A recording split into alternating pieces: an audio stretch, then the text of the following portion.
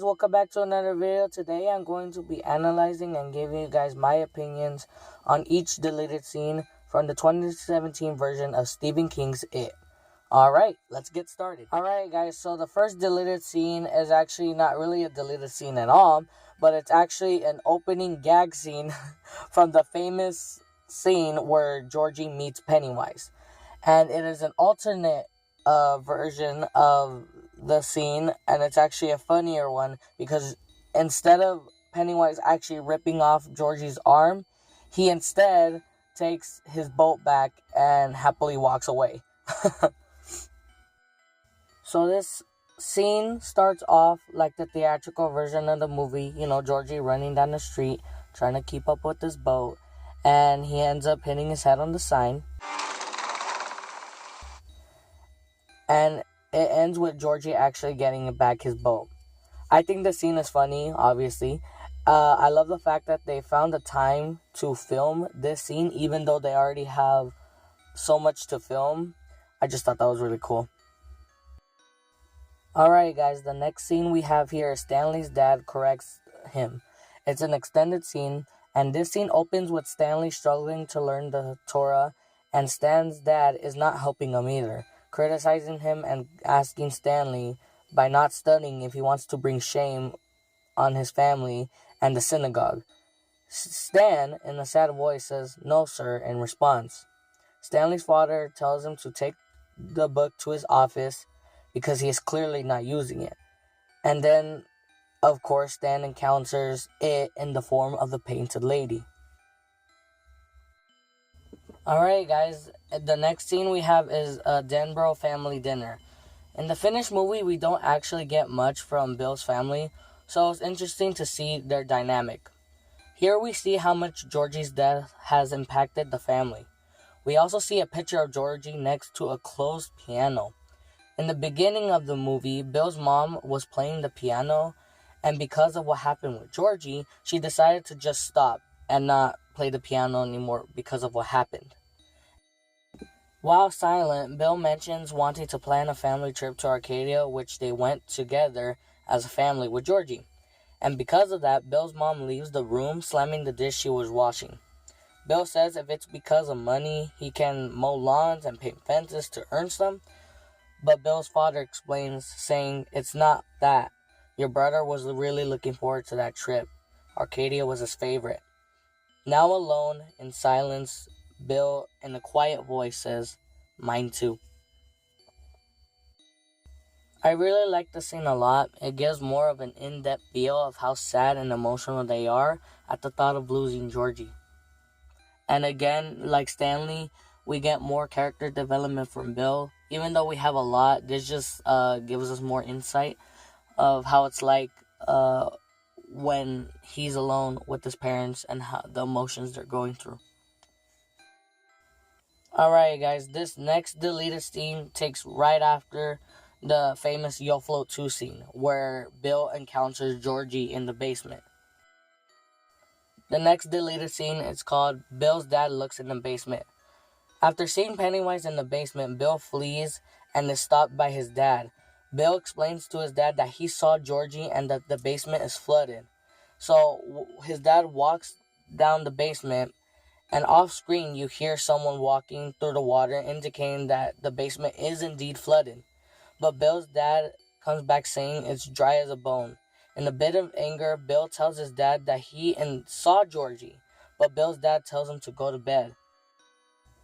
I really love this scene. It was unique because this further explains how the adults in the movie literally cannot see what Pennywise is up to. Just like the bloody bathroom scene with Beverly and how her father couldn't see anything either. Okay guys, while watching the deleted scenes in the Blu-ray disc of the movie It, there is an unrelated scene where we see Henry at his home that shows us a little more detail of why Henry is so mean and violent towards the losers. Here we see him whimper in pain as he applies antibiotics to fresh wounds on his back, evidence of his father beating him. We already knew that his father was abusive, but this just adds to a whole other layer of the pain that he's been inflicting on his son. As Henry is about to leave his house, he is stopped by his dad, who then tells Henry to get him another beer. After that, we cut to Henry sitting in the car with his pals, clearly mad at his dad. Henry then tells Belch to drive as they see Mike passing by on his bike, delivering meat. Alright guys, this next extended scene is called Outside the Neibolt house. In this extended scene, we see Bill, Richie, and Eddie as they walk up the stairs of the Neibolt house after hearing a girl asking for help. Then the camera cuts to the rest of the losers club nervously waiting outside. Everyone is scared, but not as much as Stanley, who we see crying, saying he can't go in that house. Mike, being a good friend, comforts Stanley. Alright guys, we have another extended scene that is probably right after the events of where they fought Pennywise in the Neibolt house. Okay, so in this scene we see the kids run out screaming and yelling, and as they're sitting Eddie in Mike's basket on his bike, they ride their bikes down the street screaming in terror after what happened. Alright guys, although the scene is very serious due to the fact that Eddie's arm is broken, I really love the scene because it really reminded me of E.T. because Eddie, obviously sitting in the basket on Mike's bike, is obviously a reference to E.T. Well, I'm pretty sure they didn't do it on purpose to be like, oh look, E.T. But that's what it reminded me of. Okay, now this next scene is Stanley's bar mitzvah speech, and yet again it's another deleted scene. Now, this scene is in the movie. It's actually in the montage of where all the losers are at after the events of the Neibolt house. And it had a music over, but no dialogue. Now, this is another Stanley scene in its entirety. During this scene, Stanley gives a speech about what he just read and how it relates to indifference. He goes to say that when you're a kid, you think the world is safe. Then something bad happens. And suddenly, that's not true. If any of you opened your eyes, you'd see what we're going through. He concludes by saying, indifference is part of being an adult, and that learning to be an adult in Dairy Maine means learning to not give a shit. After that, he literally drops the mic. Oh my god. Speaking of Mike, after Stan's speech, we see Finn Wolfhard's character Richie applaud after hearing Stan's speech. But his mother might not agree with that. I really like the scene a lot because this is by far the biggest character moment in the film. And although it did not make it in the final movie, his speech is used as a voiceover in the trailer for it. When you're a kid, you think the universe revolves around you. You think that you'll always be protected and cared for. Then, one day, you realize that's not true. In another slightly extended scene with one of my favorite characters in the movie, Eddie Casbrack, we see Eddie at the pharmacy being harassed by rich girl Greta. In the theatrical version, we don't see what Greta writes on Eddie's cast, but here we do. It's the same scene, the only difference being that you see that Greta wrote loser on Eddie's cast, and it was supposed to be a little more humorous with Greta sticking the gum onto Eddie's cast. Now, in my opinion, I don't know about you guys, I can't speak for everyone, but I personally like the scene in the original film, what we had in the theatrical version. I don't know, that one just made the whole situation with Greta and the pharmacy a little bit more serious and a little more emotional. Because the first time I saw that Eddie was realizing what she wrote, and just the look on his face, it felt very sad. Alright, you guys, get ready for this next scene because it is not for the faint of heart. Anyways, this next scene is called Henry and the Bullies Wait Outside. This scene, although 26 seconds long, is important and adds a much more darker layer to the movie. Right before the losers enter the Neibolt house for their final fight scene with it, we see Henry waiting in Belch's car, watching them with his face covered in blood. Like lambs to a slaughter, right guys? As he creepily asks his friends. And the camera cuts to Henry and his goons with their throats slit.